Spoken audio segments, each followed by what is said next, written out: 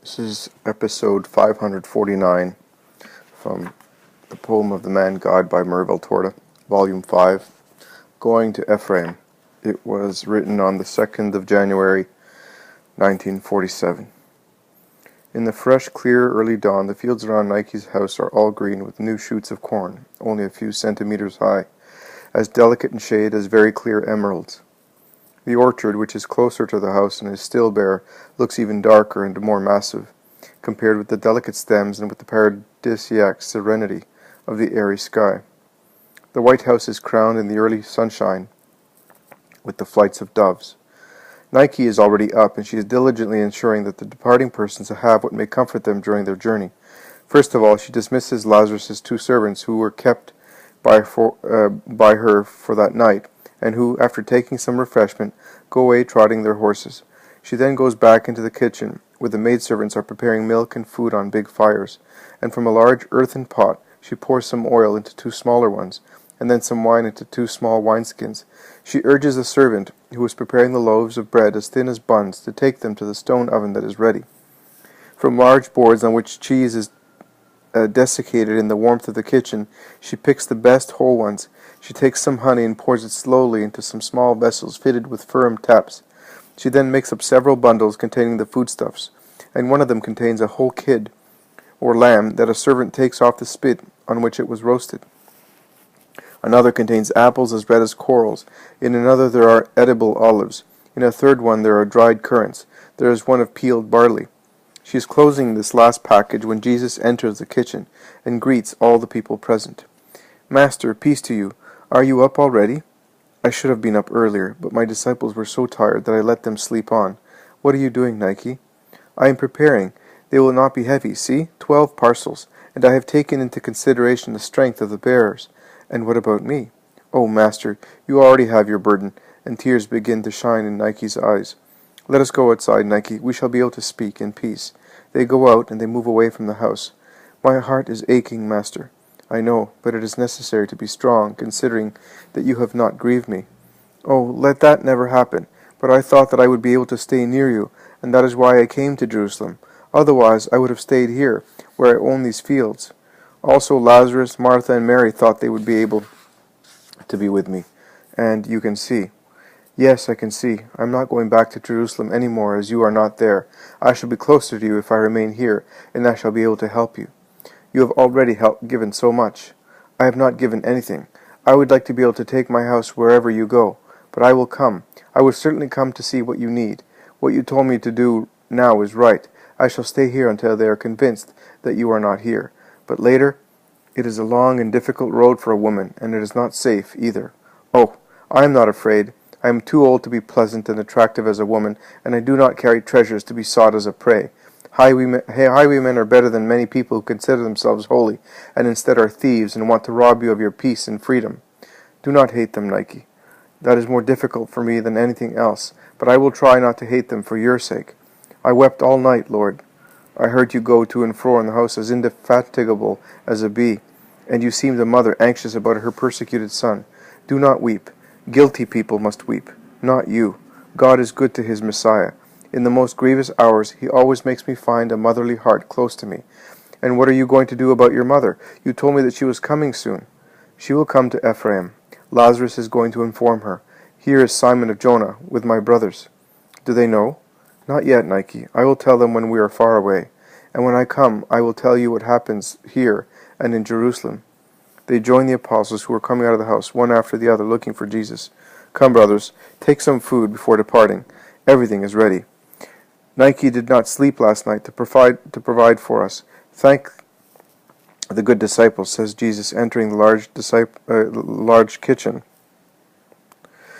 When on a refectory table, it is so long, there are cups of milk, steaming hot, and sweet-smelling buns just out of the oven, and Nike spreads butter and honey generously on them, saying that they are invigorating food for people who have to go on a long journey when the weather is still cold. The meal is soon over. Nike, in the meantime, has made up the last parcels with the crisp, fragrant bread just taken out of the oven.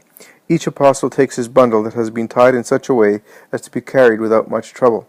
It is time to go. Jesus greets and blesses. The apostles say goodbye, but Nike wants to go with them as far as the border of her fields, and she then goes back slowly, weeping in her veil, while Jesus with his apostles goes away along a secondary road pointed out to him by Nike. The country is still desert. The path runs through the fields of new corn and bare vineyards. Thus there are no shepherds either, as they do not take their flocks into cultivated fields. The morning air is warmed a little by the sun. The first little flowers on the edges of the fields are shining like gems under the veil of dew, brightened by sunshine. The birds are singing the first love songs. The good season is coming. Everything is beautiful and fresh. Everything is love. And Jesus is going into the exile that precedes his death, brought about by hatred. The apostles are silent. They are pensive. The sudden departure has disconcerted them. They were so certain that everything was settled by now. They are proceeding with their backs more curved than the weight of their bags, and of Nike's provisions can bend them. They are bent by disappointment, and by the ascertainment of what the world and men are. Jesus, instead, although he is not smiling, is neither sad nor dejected. He is walking with his head erect, ahead of everybody, without arrogance, but also without fear. He is proceeding like one who knows where to go and what to do. He walks courageously, like a hero, whom nothing shakes or frightens. The secondary road joins with the main one, which Jesus takes going northwards, and the apostles follow him, without speaking, as the road comes from Galilee and through the Decapolis, and Samaria goes to Judea. There are wayfarers on it, mostly caravans of merchants. As time goes by, the sun becomes pleasantly warmer and warmer. When Jesus leaves the main road to take another path that across cornfields goes towards the first hills, the apostles cast glances at one another. Perhaps they begin to understand that they are not going towards Galilee along the road in the Jordan Valley, but are instead going towards Samaria. But they remain silent. When they arrive at the first woods on the hills, Jesus says, "Let us stop and rest while we take some food." The sun indicates that it is midday. They are near a torrent with little water in it, as it has not rained for some time. But its little water is clear in the gravel bed, and its banks are spread with large stones that can be used as tables and seats. They sit down after Jesus has blessed and offered the food, and they eat in silence, as if they were lost in thought. Jesus rouses them, saying, "Are you not asking me where we are going? Do your worries of the future make you dumb, or do I no longer seem to you to be your master?" The 12 raise their heads, 12 distressed, or at least bewildered faces that turn towards the tranquil face of Jesus, and one only, "Oh," is exclaimed by 12 mouths. And the exclamation is followed by the reply of Peter, who speaks on behalf of everybody. "Master, you know that we always consider you our master, but since yesterday we are like peoples who have received hard blows on their heads, and everything seems a dream to us. And although we see and know that it is you, you seem to be already far away. We somehow have had this impression since you spoke to your father before calling Lazarus, and since you brought him out of his sepulchre, tied as he was, only by means of your will, and you made him live only by the strength of your power. You almost frighten us. I am speaking of myself, but I think it is the same for everybody. And now, this departure so sudden and so mysterious. Have you a double fear? Do you feel that the danger is more impending? Do you feel that you do not have the strength to face and overcome the last trials? Speak without restraints. We are still in Judea. We are near the low roads that take one to Galilee. Everyone may go if he wishes, and you can go in time to avoid being hated by the Sanhedrin." The apostles are roused by these words. Those who were almost lying on the grass, warmed by the sun, sit up. Those who are sitting, stand up. Jesus goes on, "Because as from today I am the legally persecuted one. Bear that in mind. Just now they are about to proclaim in the 500 and more synagogues in Jerusalem, and those of the towns that have received the ban issued yesterday at the sixth hour, that I am the great sinner, and that whoever knows where I am must denounce me to the Sanhedrin, so that I may be captured."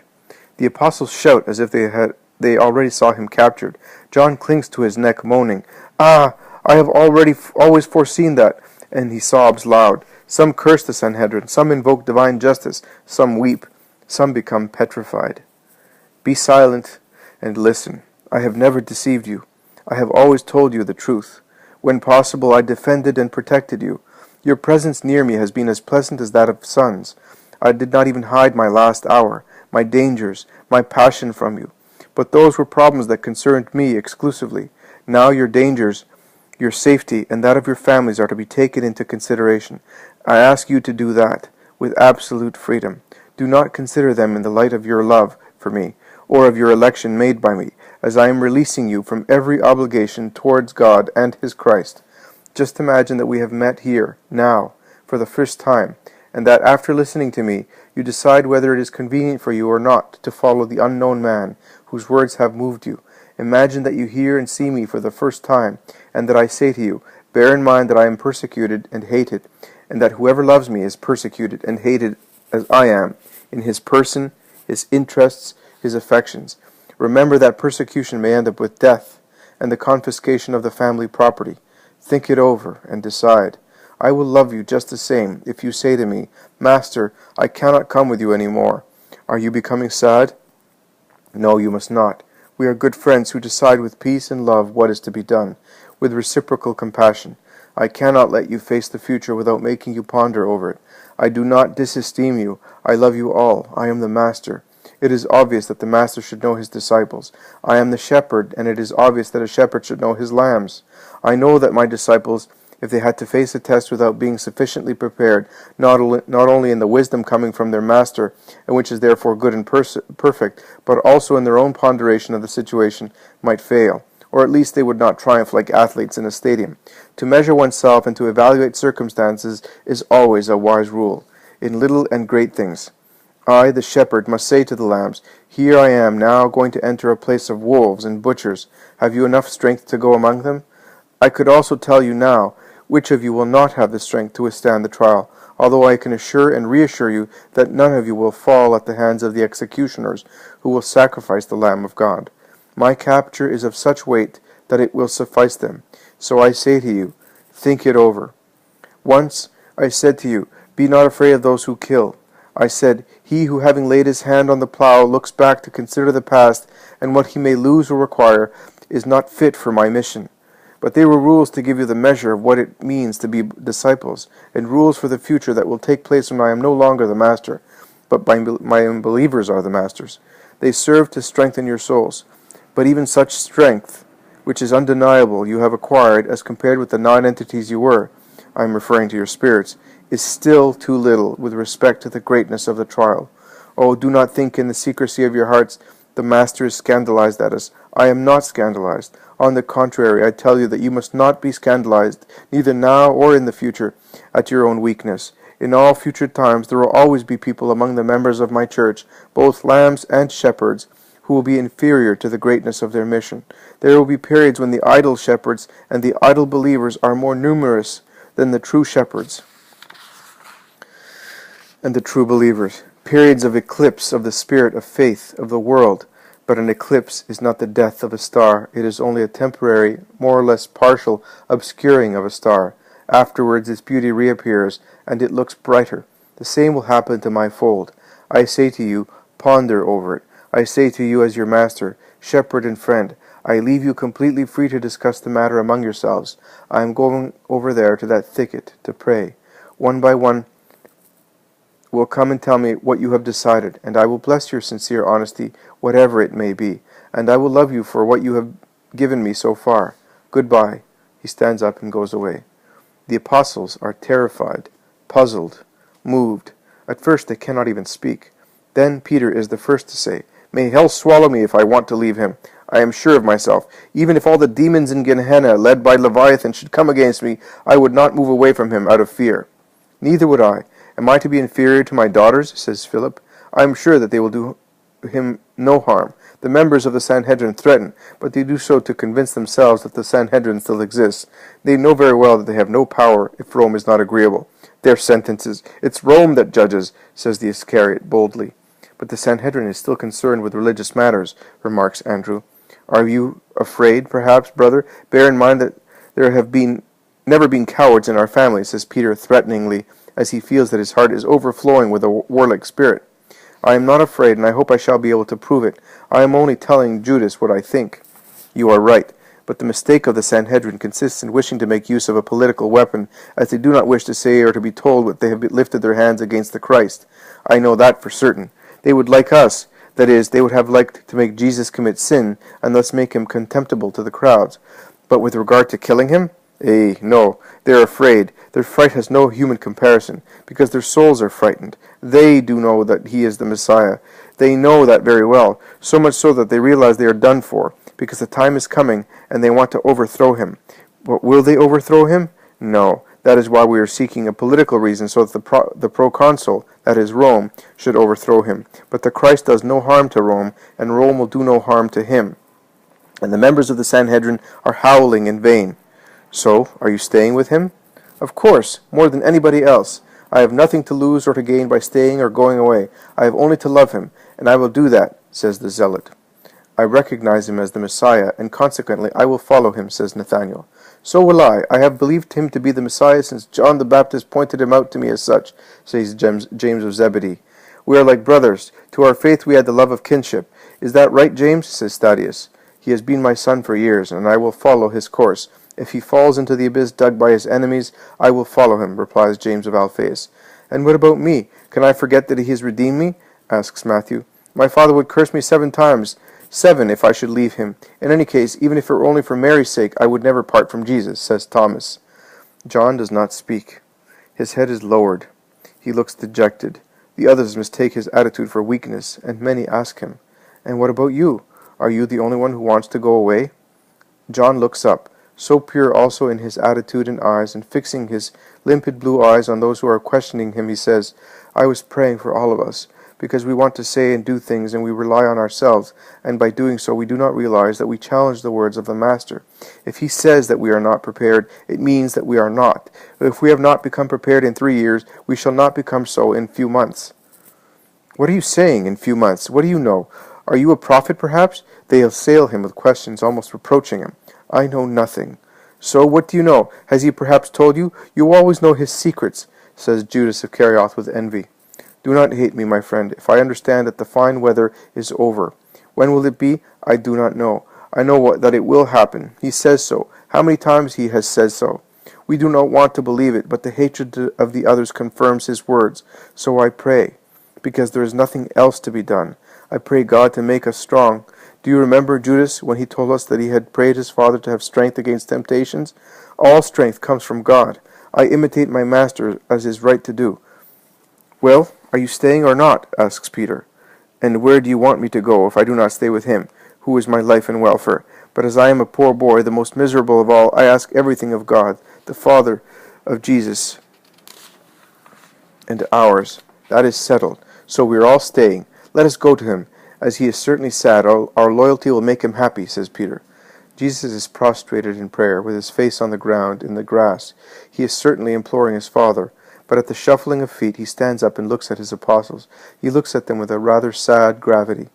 Be happy, Master. None of us are going to leave you, says Peter. You have decided too soon. And hours or ages will not change our minds, says Peter. Neither will threats change our love, proclaims the Iscariot. Jesus stops looking at them as a group, and he gazes at them one by one, a long look which everyone withstands fearlessly. His eyes delay in particular on the Iscariot, who looks at him more resolutely than the others. He opens his arms in a gesture of resignation, and he says, Let us go. You, all of you, have signed your destiny.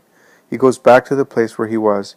He picks up his bag and says, Let us take the road to Ephraim, the one they pointed out to us. To Samaria? They are utterly astonished. To Samaria, or at least to its borders. John also went to live there until the hour fixed for his preaching the Christ. But that did not save him, objects James of Zebedee. I am not trying to save myself, but to save, and I will save at the appointed hour. The persecuted shepherd is going to the most unfortunate sheep, so that, forlorn as they are, they may have their share of wisdom to prepare them for the new time. He strides away after the stop that has served both to rest and to respect the Sabbath, as he wishes to arrive before the paths become impassable at night. When they arrive at the little torrent that flows from Ephraim towards the Jordan, Jesus calls Peter and Nathanael and gives them a bag, saying, Go ahead and look for Mary of Jacob. I remember that Malachi told me that she is the poorest woman in the village. In spite of her large house, now that she has no sons and daughters in it, we will stay with her. Give her plenty of money so that she may give us hospitality without applying to many people. You know where the house is. It is the large one, shaded by 4 pomegranate trees near the bridge across the torrent. We know, Master. We will do as you say. They go away quickly, and Jesus follows them slowly with the others. From the dell, in the middle of which the torrent flows, one can see the white houses of the villages in the late daylight and in the early moonlight. There is not a soul about when they arrive at the house that is all white in the moonlight. Only the torrent can be heard in the silence of the night. Turning round and looking at the horizon, when one can see a large stretch of the starry sky bend over a large expanse of ground that slopes downward towards the desert plain that stretches as far as the Jordan. A solemn peace reigns over the earth. They knock at the door. Peter opens it. Everything is settled, Lord. The old woman wept when we gave her the money. She had not a coin left. I said to her, Do not weep, woman. There is no more pain where Jesus of Nazareth is. She replied to me, I know. I have suffered all my life, and just now I was at the very limit of endurance. But heaven opened on the evening of my life, and brought me the Star of Jacob to give me peace. She is now preparing the rooms that have been closed for such a long time. There isn't very much, but the woman here appears to be very good. Here she is, woman. The rabbi is here. A very thin, old woman comes forward, her meek eyes full of melancholy. She stops perplexed a few steps from Jesus. She feels uneasy. Peace to you, woman. I shall not give you much trouble. I wish you could walk on my heart to make it more pleasant for you to enter my poor house. Come in, Lord, and make God enter with you. She has recovered her breath and taken heart in the light of Jesus' glance. They all go in and close the door. The house is as large as a hotel and as empty as a desert. Only the kitchen looks cheerful because of a bright fire in the fireplace in the middle of the room. Bartholomew, who was tending the fire, turns round and says, smiling, Console the woman, master. She is sad because she cannot honor you. Your heart is enough for me, woman. Do not worry about anything. We will provide tomorrow. I am poor as well. Bring her our provisions. Poor people share their bread and salt without shame, but with brotherly love. Filial love in your case, woman, because you could be my mother, and I honor you as such. The woman weeps the silent tears of an old, distressed soul, wiping her tears with her veil, and she whispers, I had 3 sons and 7 daughters. One of the sons was carried away by the torrent, and another one by a disease. The 3rd one has left me. 5 of the girls caught the same disease as their father and died. The 6th died of childbirth, and the 7th, what death did not do, sin did. In my old age I am not honored by my children, and it makes me so. In the village they are good to me, that is, to the poor woman. You were kind to the mother. I have a mother too, and in every woman who is a mother I honor her. But do not weep. God is good. Have faith, and the children who are still left may come back to you again. The others are in peace. I think it is a punishment because I come from this place. Have faith. God is more just than men. The apostles who had gone to the rooms with Peter come back. They bring provisions. They warm up on the fire the little lamb that Nike had roasted.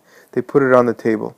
Jesus offers and blesses them, and he wants the little old woman to sit at the table with them, instead of sitting in her little corner eating the poor chicory of her supper. The exile at the border of Judea has begun.